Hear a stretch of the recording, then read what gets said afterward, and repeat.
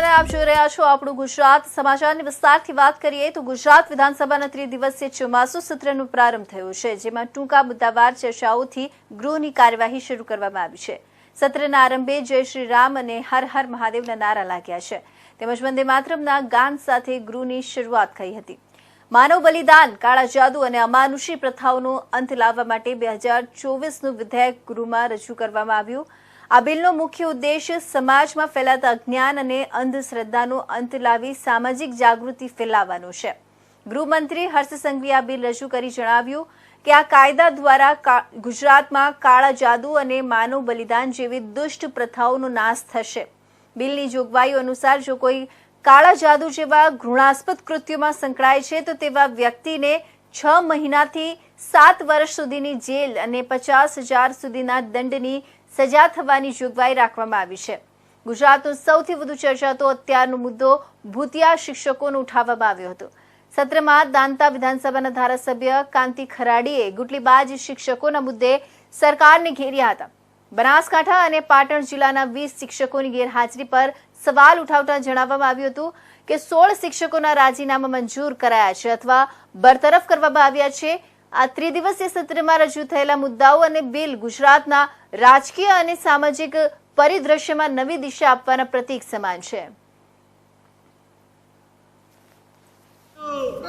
જ્યારે ધારાસભ્ય કોઈ માહિતી માંગે છે તો સમય મર્યાદાની અંદર ધારાસભ્યને માહિતી મળી જાય છે, પણ જિલ્લા તાલુકા પેલેસ ઉપર જે અધિકારીઓ છે એ અધિકારીઓ સાથે જવાબ ધારાસભ્ય માંગે છે તો આખો ઉડાવ જવાબ આપવામાં આવે છે કે તો 30/7/2024 મેં મારો લેટર માન્ય જિલ્લા શિક્ષણ અધિકારીને લખ્યો છે। આજ દિવસ સુધી જિલ્લા શિક્ષણ અધિકારી આ બાબતથી કોઈ પ્રત્યુત્તર આપેલો નથી। આ સીધો આક્ષેપ મેં અધિકારીઓ ઉપર જ કર્યો છે કે અધિકારીઓને ત્યાં શું ચાલી રહ્યું છે સરકારે એની તપાસ કરવી જોઈએ। અધિકારીઓ અને મેં ગૃહમાં એ પણ કહ્યું કે ભાજપના પણ ધારાસભ્યો પણ આક્રોશ વ્યક્ત કર્યો છે ભૂતકાળની અંદર કે અધિકારીઓ અમારું સાંભળતા નથી, ત્યારે લોકલ જ્યાં જિલ્લા લેવલના જે અધિકારીઓ છે ધારાસભ્યોનું સાંભળતા નથી। અને આ બાબતે આ અધિકારીઓ ઉપર યોગ્ય પગલાં ભરવામાં આવે એ મેં વિનંતી કરી છે। મુખ્યમંત્રી થી લઈને નીચેનો કર્મચારી સુધીનો પગાર ચૂકવાય છે, જે બજેટમાંથી વિકાસ માટે ફંડ ફરવાય છે, ચારે તરફ આજે ગુજરાતમાં પ્રજાના પડસેવાનો વેડફાટ થઈ રહ્યો છે। ભ્રષ્ટાચાર ભાજપના રાજમાં જાણે શિષ્ટાચાર બની ગયો હોય એવી સ્થિતિનું નિર્માણ થયું છે। ચારે તરફ અધિકારીઓનું રાજ ચાલે છે અને જે પ્રજા આ સરકારના ભ્રષ્ટાચાર ગુનાહિત બેદરકારીનો ભોગ બની રહી છે, એ રાજકોટનો અગ્નિકાંડનો બનાવ હોય, મોરબીની બ્રિજ દુર્ઘટના હોય, વડોદરાની હોળી દુર્ઘટના હોય કે તક્ષશિલા કાંડ કે બીજા બનાવો હોય, એની ચર્ચા, એના પીડિતોનું દર્દ વિધાનસભામાં રજૂ થવું જરૂરી છે। ગુજરાતમાં ચારે તરફ ભ્રષ્ટાચાર થતો હોય, ગેરવહીવટ હોય તો એની ચર્ચા થવી જરૂરી છે। કેવડિયામાં આદિવાસી યુવાનોની હત્યા થતી હોય કે ગુજરાતમાં જ્યાં દૂધ નથી મળતું ત્યાં ઠેર ઠેર દારૂ મળી રહ્યો છે, ડ્રગ્સનો દિવસે ને દિવસે ગુજરાત તમામ રીતે હબ બની રહ્યું છે, એની ચર્ચા થવી જરૂરી છે। એ નકલી કચેરીઓ હોય, નકલી અધિકારીઓ હોય, નકલી હુકમો હોય, ભૂતિયા શિક્ષકો હોય કે તમામ જે કૌભાંડો ચાલી રહ્યા છે, એ જમીન કૌભાંડો, એ મુલસાણાનું જમીન કૌભાંડ હોય, કચ્છની ગૌચરની જમીનના કૌભાંડ હોય કે સુરતનું ડુમસનું જમીન કૌભાંડ હોય, આ જમીન કૌભાંડોમાં કોણ સંડોવાયેલા છે એની ચર્ચા થવી પણ જરૂરી છે। આવા પ્રજાના મોંઘવારી હોય, મંદી હોય, બેરોજગારી હોય, ભરતી પ્રક્રિયામાં જે કૌભાંડો ચાલે છે, જે પરીક્ષાના નામે યુવાનો સાથે મજાક છેતરપિંડી થઈ રહી છે, આ તમામ મુદ્દાઓની ચર્ચા કરવા માટે કોંગ્રેસ પક્ષ દ્વારા પ્રજાના અવાજને બુલંદ કરવા માટે પ્રશ્નોત્તરી કરવામાં આવી હતી। 116ની નોટિસો આપવામાં આવી હતી।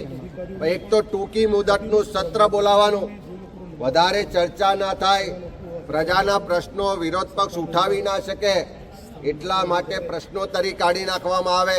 ટૂંકી મુદતના પ્રશ્નોમાં વિધાનસભામાં અમારી પાસે આ બધા જ પુરાવા છે કે અગ્નિકાંડનો પ્રશ્ન હોય, આદિવાસી યુવાનોની હત્યાની વાત હોય, ડ્રગ્સની વાત હોય, ભૂતિયા કચેરીઓ કે ભૂતિયા શિક્ષકોની વાત હોય, આ બધા જ મુદ્દાને લઈ અને કોંગ્રેસના અમારા ધારાસભ્યશ્રીઓએ પ્રશ્નો પૂછ્યા, પણ મંત્રીશ્રીઓ છુપાવવા માંગે છે.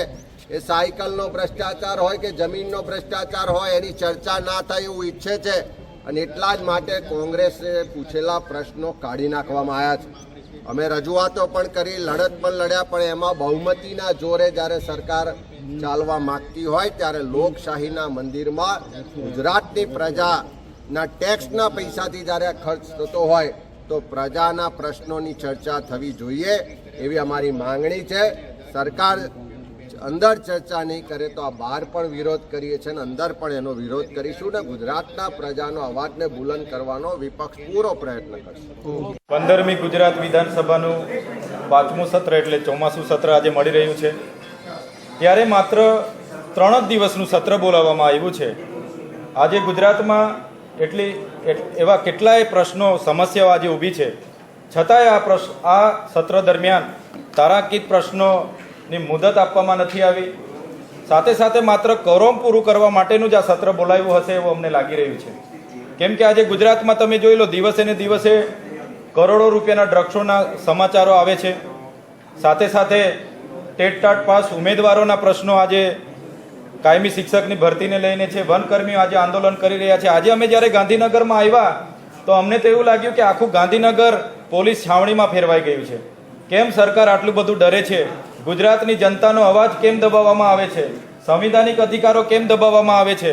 ત્યારે આજે ગુજરાતમાં હોય કે આદિવાસી વિસ્તારમાં હોય, ખાનગીકરણ દિવસે ને દિવસે વધતું જાય છે. શાળાઓમાં શિક્ષકો નથી, ઓરડાઓ નથી, અને એકલવ્ય જે મોડલ શાળા છે એમાં 12થી શિક્ષકોની ભરતી થાય છે. એવા અનેક સમસ્યાઓ, પ્રશ્નો છે. 73 ડબલ એની જમીનોના કૌભાંડો આજે દિવસે ને દિવસે બહાર આવે છે.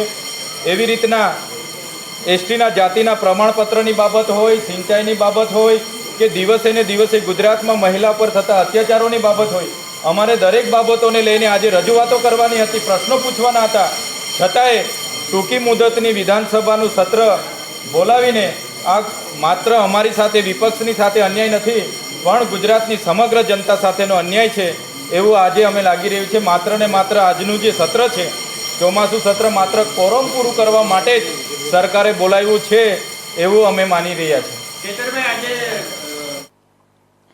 તો 1 સપ્ટેમ્બરથી ગુજરાતમાં ભાજપ પક્ષ દ્વારા સદસ્યતા અભિયાન શરૂ કરવામાં આવશે, જેને લઈને આજે ગાંધીનગર ટાઉન હોલ ખાતે એક ખાસ બેઠકનું આયોજન કરવામાં આવ્યું હતું, જેમાં રાજ્યના તમામ જિલ્લા, શહેર અને નગરપાલિકાના પ્રમુખ અને ઉપપ્રમુખ હાજર રહ્યા હતા. દિલ્હી ખાતે રાષ્ટ્રીય ભાજપની બેઠક બાદ ગાંધીનગરમાં સદસ્યતા બેઠકનું આયોજન કરવામાં આવ્યું હતું, જેમાં 1 સપ્ટેમ્બરથી વડાપ્રધાન નરેન્દ્ર મોદીને પ્રથમ સદસ્ય બનાવીને સદસ્યતા અભિયાનની શરૂઆત કરવામાં આવશે. ગુજરાત ભાજપમાં છેલ્લે 2020માં ભાજપે સદસ્યતા અભિયાન ચલાવ્યું હતું, જેમાં ગુજરાતમાં ભાજપે 1,13,67,503 સદસ્યો નોંધ્યા હતા. ત્યારે હવે ગત વર્ષનો રેકોર્ડ તોડવામાં આવશે. આ માટે ખાસ ટાર્ગેટ પણ નક્કી કરવામાં આવ્યો છે.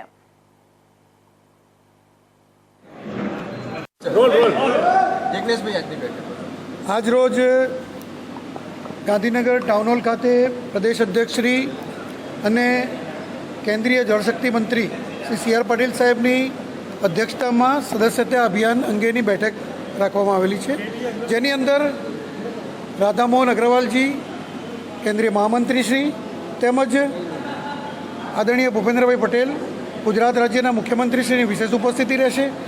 અને આ બેઠકની અંદર ભારતીય જનતા પાર્ટીનું જે સદસ્યતા અભિયાન 1 તારીખથી શરૂ થવાનું છે, એ 1 તારીખના સદસ્યતા અભિયાન અંતર્ગત આજે જિલ્લા મહાનગરના પ્રમુખશ્રીઓ તેમજ પ્રભારીશ્રીઓ અને સદસ્યતા અભિયાન અંતર્ગત જે લોકોને જવાબદારી સોંપવામાં આવી છે તેના ઇન્ચાર્જશ્રીઓ અને સહ ઇન્ચાર્જશ્રીઓની બેઠક રાખવામાં આવેલી છે.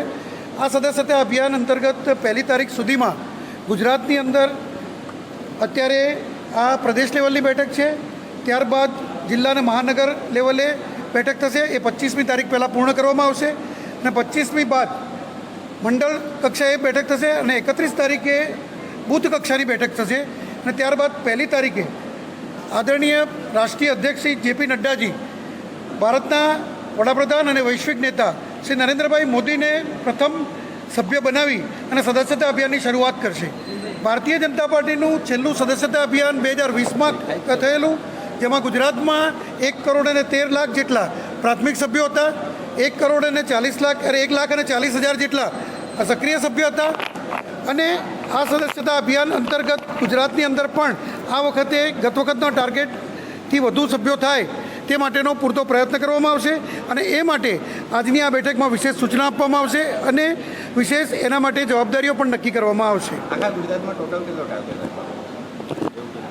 આખા ગુજરાતમાં જે ગઈ વખતનો ટાર્ગેટ છે તેના કરતાં પણ વધુ સદસ્યો થાય એ અંગે ભારતીય જનતા પાર્ટીનું આયોજન છે. અને કેન્દ્રમાં પણ જે આખા એ સમગ્ર ભારતમાં ગત વખતે જે સભ્યો હતા એના કરતાં પણ વધુ સભ્યો થાય, કારણ કે ભારતીય જનતા પાર્ટી એ અત્યારે વિશ્વની સૌથી મોટી એ રાજકીય પાર્ટી છે જેના સદસ્યો સૌથી વધારે છે કોઈપણ વિશ્વની પાર્ટી કરતાં. તો સુપ્રીમ કોર્ટ દ્વારા અપાયેલા ચુકાદો વિરોધમાં જેતપુર શહેર તાલુકાના એસસી અને એસટી સમાજ દ્વારા મામલતદારને આવેદનપત્ર પાઠવાયું છે. અનામત બચાવવાના નારા સાથે જેતપુર મામલતદાર કચેરી બહાર સૂત્રોચ્ચાર સાથે વિરોધ કરી મામલતદારને આવેદનપત્ર અપાયું છે. અનુસૂચિત જાતિ અને અનુસૂચિત જનજાતિ દ્વારા વિરોધ પ્રદર્શન કરવામાં આવ્યું છે, ત્યારે બંને જાતિઓમાં ભેદભાવ ઉભા થાય તે પ્રકારનો નિર્ણય ગણાવ્યો છે. ભારતીય બંધારણના કાયદાને વિભાજિત કરવાના પ્રયાસના આક્ષેપો કરાયા છે. સુપ્રીમ કોર્ટ દ્વારા અપાયેલા ચુકાદાને ગેરબંધારણીય ગણાવ્યું છે. જય ભીમના નારા સાથે વિરોધ નોંધાવી મામલતદારને આવેદનપત્ર અપાયું છે. સંવિધાનમાં અનુસૂચિત જાતિ અનુસૂચિત જનજાતિના કાયદાને કાયમ રાખવા માંગ કરવામાં આવી છે. જેતપુર પોલીસ બંદોબસ્ત ગોઠવાયો છે. મારું નામ દિનેશ રાઠોડ છે અને હું ભારતનો સામાન્ય નાગરિક છું. આજે અમે જેતપુર શહેર અને તાલુકાના અનુસૂચિત જાતિ સમાજ દ્વારા જેતપુર શહેર મામલતદારને આવેદનપત્ર આપેલ છે અને રાષ્ટ્રપતિને મોકલવાની અમે અરજ કરેલ છે. તો અમે એમાં માંગ એવી કરી છે કે એસસી અને એસટીને લગતો ચુકાદો સુપ્રીમ કોર્ટ દ્વારા ઓગસ્ટ મહિનાની 1લી તારીખે આપવામાં આવેલો હતો, જેમાં 7 જજની બેન્ચ દ્વારા એસસી અને એસટી સમુદાયમાં વર્ગીકરણ કરવું અને ક્રિમિનલ દાખલ કરવું એવો ચુકાદો આપેલ હોય, જેનો સમગ્ર ભારતના અનુસૂચિત જાતિ અને જનજાતિ સમાજના લોકો વિરોધ કરતા હોય, ત્યારે જેતપુરના અનુસૂચિત જાતિ સમાજ દ્વારા પણ વિરોધ નોંધાવવામાં આવેલો છે.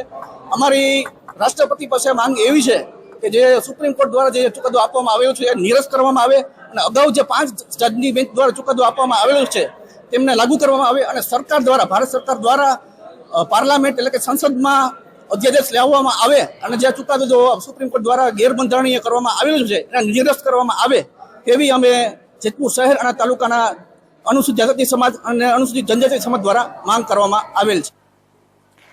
સુપ્રીમ કોર્ટ દ્વારા આપવામાં આવેલા એસસી એસટી વર્ગીકરણના ચુકાદાને લઈને આદિવાસી સમાજમાં રોષની લાગણી ફેલાઈ છે. ત્યારે આજરોજ સંપૂર્ણ ધરમપુર બંધ પાડીને આદિવાસી સમાજ દ્વારા વિરોધ પ્રદર્શિત કરવામાં આવ્યો હતો.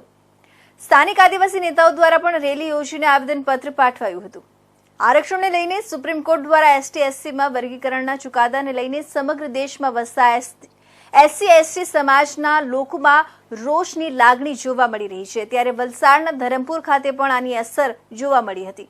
સમગ્ર ધરમપુર પંથકમાં દુકાનો બંધ જોવા મળી હતી.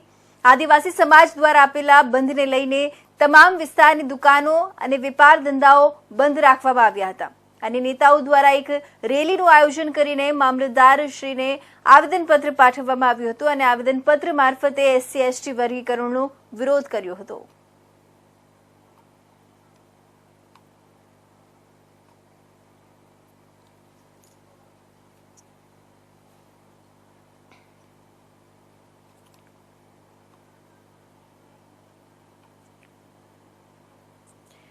તો એસસી એસટી કાયદાને લઈને આજે ભારત બંધનું એલાન કરાયું છે. ત્યારે ભારત બંધના એલાનના પગલે અમીરગઢ તાલુકામાં એની અસર જોવા મળી હતી. અનામત બચાવ સંઘર્ષ સમિતિ દ્વારા 21મી ઓગસ્ટના ભારત બંધનું એલાન કરાયું હતું. એલાનના પગલે બનાસકાંઠા જિલ્લાના અમીરગઢ તાલુકાના વેપારી મથક ઇકબાલગઢ અને આદિવાસી વિસ્તાર ધરાવતા વિરમપુર વિસ્તારના બજારો બંધ રહ્યા હતા. જોકે કોઈ અનિચ્છનીય બનાવ ન બને અને શાંતિ જળવાઈ રહે તે માટે પોલીસ દ્વારા નજર રાખવામાં આવી રહી છે. ઇકબાલગઢ અને વિરમપુરના બજારો શાંતિપૂર્વક બંધ રાખવામાં આવતા બજારોમાં સન્નાટો છવાઈ ગયો હતો.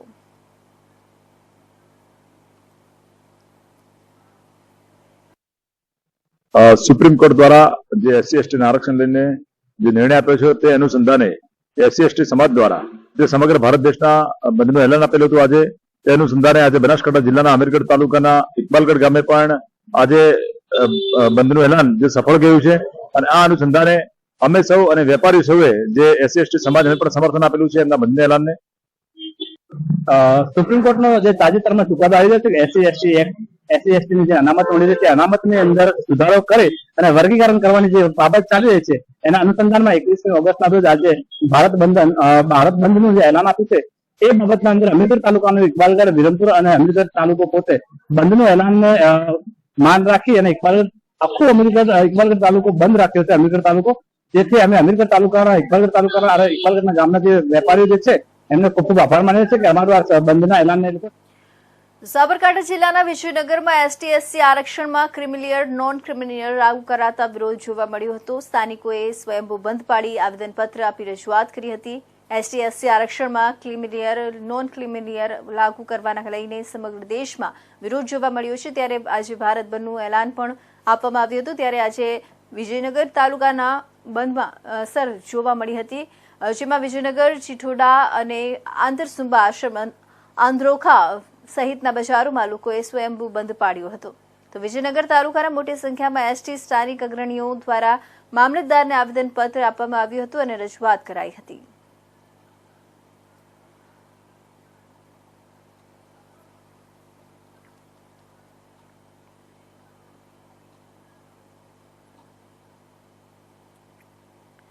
તો ભાવનગર જિલ્લામાં પ્રાથમિક શાળાઓમાં શિક્ષકોની જગ્યાઓ ખાલી છે.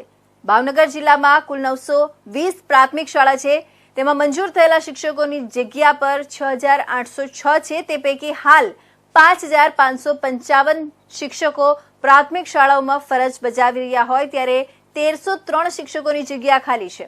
જેમાં નગર પ્રાથમિક શિક્ષણ સમિતિ દ્વારા સંચાલિત શહેરમાં આવેલી સરકારી શાળાની વાત કરીએ તો અંગ્રેજી માધ્યમની 2 શાળામાં 6 શિક્ષકોની ઘટ છે, ત્યારે ગુજરાતી માધ્યમની 65 એવી સરકારી શાળાઓ છે કે જેમાં 39 શિક્ષકોની ઘટ છે. એટલે કે શહેરમાં આવેલી સરકારી શાળાઓમાં કુલ 45 શિક્ષકોની ઘટ છે.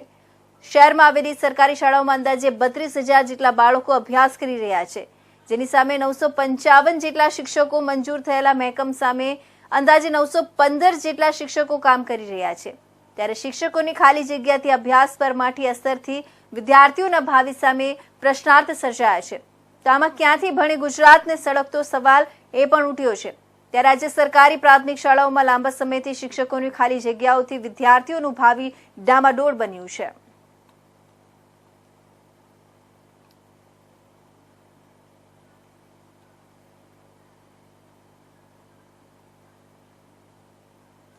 તો આ તરફ વાત કરીએ જામનગરની. જામનગરમાંથી એક ચોંકાવનારો કિસ્સો સામે આવ્યો છે. જામનગરમાં 19 વર્ષીય યુવાનને હાર્ટ એટેક આવવાના કારણે જીવ ગુમાવવો પડ્યો છે. આ યુવાન જીમમાં સવારે કસરત કરી રહ્યો હતો ત્યારે આ ઘટના બની હતી. આ 19 વર્ષીય યુવાન MBBS કરતો હોવાનું સામે આવ્યું છે. જામનગરમાં 19 વર્ષીય કિશન માણેકનું હાર્ટ એટેકથી મોત થયું હોવાની બાબત સામે આવી છે. મળતી માહિતી અનુસાર મૃતક કિશન માણેક MBBSના પ્રથમ વર્ષમાં અભ્યાસ કરતો હતો. તેઓ જીમમાં વર્કઆઉટ કરી રહ્યા હતા અને ત્યારે હાર્ટ એટેક આવ્યો હતો. આ ઘટના બન્યા બાદ જીમમાં તરત જ દોડધામ મચી જવા પામી હતી અને જીમમાં હાજર વ્યક્તિઓ દ્વારા કિશનને તરત જ સારવાર માટે હોસ્પિટલમાં લઈ જવામાં આવ્યો હતો, પરંતુ કિશનનો જીવ બચી શક્યો ન હતો અને માત્ર 19 વર્ષની યુવા વયે કિશને જીવ ગુમાવ્યો હતો. કિશનના પરિવાર માટે આ ખૂબ જ આઘાતના સમાચાર છે. કિશન PGVCLમાં નાયબ ઇજનેર હેમંત માણેકનો પુત્ર હતો.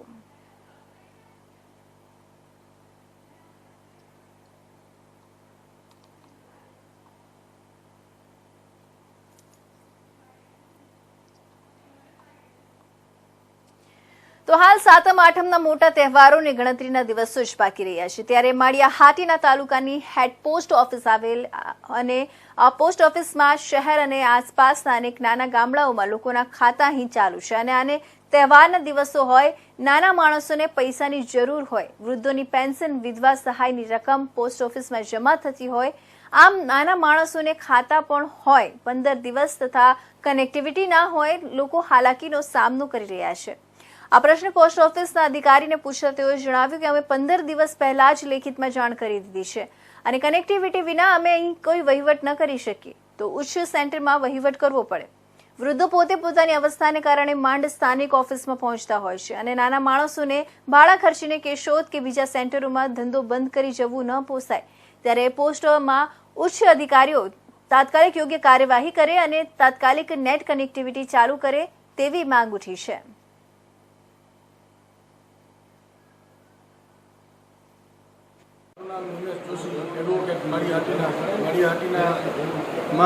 વકીલાતની પ્રેક્ટિસ કરું છું.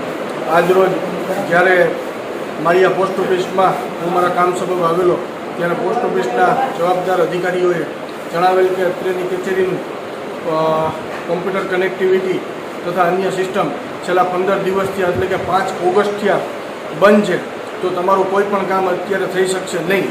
અહીંયા આવી અને નજર કરેલી તો વૃદ્ધ માણસો આ તહેવારના દિવસોમાં પોતાના પૈસા લેવા માટે આવેલા, વિધવા પેન્શન માટે આવેલા, તો કોઈ પણને પોતાના પૈસા મળતા નથી.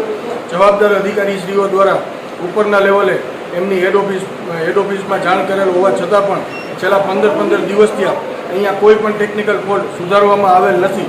તો આ તહેવારના દિવસોમાં પ્રજાએ પોતાના પૈસા લેવા માટે ક્યાં જવાનું?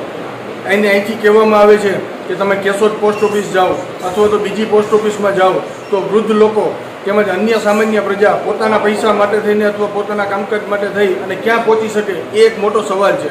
તો આમ મીડિયાના માધ્યમથી મારે તમામ અધિકારીશ્રીઓને, ઉપરના અધિકારીશ્રીઓને જાણ કરવાની કે અત્રેની કચેરીમાં 15 દિવસથી આ કનેક્ટિવિટીનો પ્રોબ્લેમ છે, ટેકનિકલ ઇસ્યુ છે, તો એ ક્યારે સોલ્વ કરવામાં આવશે કે કાયમી માટે પ્રજાને હેરાન કરવામાં આવશે.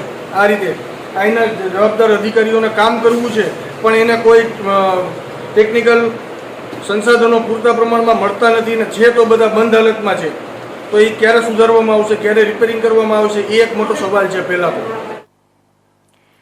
સાબરકાંઠા જિલ્લામાં આ વર્ષે સારા ઉત્પાદનની આશાએ ખેડૂતોએ મગફળીનું મબલક વાવેતર કર્યું છે, પરંતુ શરૂઆતથી જ મગફળીના પાકનું વાવેતર કરતા ખેડૂતોની મુશ્કેલીઓ વધી છે. એક તો વરસાદ ઓછો છે, તો ભૂંડ અને ઈયળના ત્રાસ પછી પાકમાં ફગજન્ય રોગચાળો કર્યો છે, જેના કારણે પાકનો સોથ વળી ગયો છે. સફેદ ફૂગ અને કાળી ફૂગ એમ બે પ્રકારની ફૂગ મૂળમાં લાગતા જે ઉત્પાદન મળવું જોઈએ તે મળતું નથી અને છોડના મૂળ ખોવાઈ જવા પામ્યા છે અને કપાઈ જવાથી છોડનો વિકાસ અટકી જાય છે અને છોડમાં સુકારો આવી જતા ખેતરો સાફ થઈ જાય છે. આમ તો મગફળીના 1 વીઘા પાછળ 25,000ની વધુ ખર્ચ થાય છે. આ ઉપરાંત ખાતર, મોંઘી દાટ દવાઓનો પણ ખર્ચ. ત્યારે આ સિઝનમાં ફૂગજન્ય રોગ ઉપરાંત કાતરા અને હવે ડોર જેવી જીવાત પાકને નુકસાન થઈ રહ્યું છે, જેથી જીવાત પડી જતા પાક નષ્ટ થઈ રહ્યું છે. મોંઘી દાટ દવાઓનો છંટકાવ કરવા છતાં પણ આ ડોરનો ઉપદ્રવ બંધ થતો નથી અને ખેતરમાં ફરી વળતા પાક સુકાઈ જાય છે અને ખેડૂતોને ભારે નુકસાન થઈ રહ્યું છે. ઉપરાંત વરસાદ ન પડતા દવાઓ જમીનમાં ઉતરતી નથી અને ડોરનો નાશ થતો નથી, જેના કારણે ખેડૂતો હાલ તો સરકારની કોઈ સહાય મળે તેની આશા રાખી રહ્યા છે.